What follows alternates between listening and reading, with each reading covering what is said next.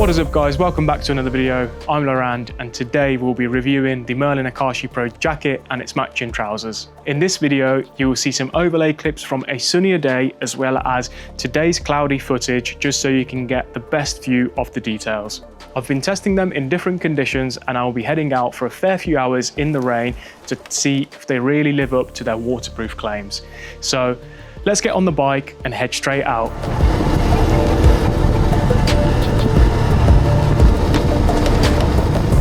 Right away, something stood out to me that I did not expect. The moment I got this gear, the fabric felt different. It was almost like dry to touch. Even after I deliberately flicked water onto it, it immediately had me curious whether it would actually live up to the waterproof hype. So the Akashi Pro feels premium. The outer shell uses a laminated waterproof membrane which is bonded directly to the outer fabric, which in theory stops the water from soaking in, and it also keeps the suit a lot lighter than your traditional drop liner design. The material is tough, but it's not stiff, so it's really comfortable. With subtle reflective accents for night riding, it just gives you that extra visibility on road, which is always a bonus. Merlin does include a CE level 1 armor at the shoulders, elbows and the knees, plus a pocket for a back protector. Talking about the zips, every zipper is fully waterproof or it is protected by a storm flap, which is always handy, and you do also get a removable thermal liner that zips in quickly for those colder days. Talking about the straps, the adjustment straps, they are great and are located on your arms, your waist and calves to help tailor the fit so it's not flapping about at higher speeds. I've been testing the gear for quite some time now in different weather conditions such as cool mornings all the way up to 25 degrees and even in heavy pouring rain, and it has been great for all-purpose riding so far. The sizing of the gear feels true. I mean, I'm a size large and there's plenty of room underneath for a base layer or even a heated vest without it feeling too bulky. The laminate construction also does a good job at blocking the wind, and the ventilation system is so much better than I expected. You can open the chest and arm vents and you can actually feel the airflow, which I'd say is usually quite rare in laminated gear. With standing or moving around off the bike, it's also super comfortable. It's flexible enough for you to go and grab a coffee or walk into a shop without feeling like you're wearing a cardboard suit. So moving on to the real challenge, which was the big rain test. The 3-hour ride in heavy rain with a mix of A roads and winding country lanes. I mean, for the first hour, I watched the water bead up and roll off the shoulders, the sleeves and overall the whole gear like if it was coated in wax.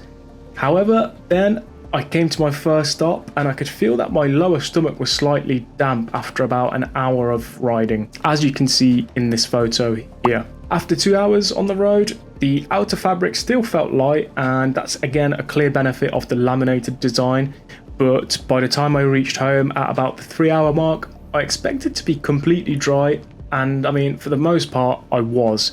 The only trouble spot was the groin and the lower stomach area, which when you're seated, the water naturally collects there instead of running off, and after a while the fabric or stitching, I'm not entirely sure, but it just couldn't keep up. So I noticed slow dampness as I was riding, which then eventually reached my base layer, while everything else from shoulders to boots stayed perfectly dry.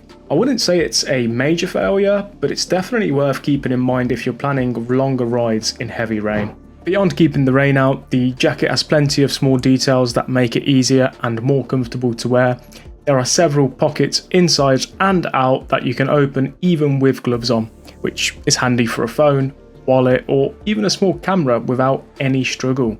The thermal liner is another highlight. It's warm and it's not bulky, so you can move freely, and it also zips in and out in seconds, which is just perfect for the usual UK weather.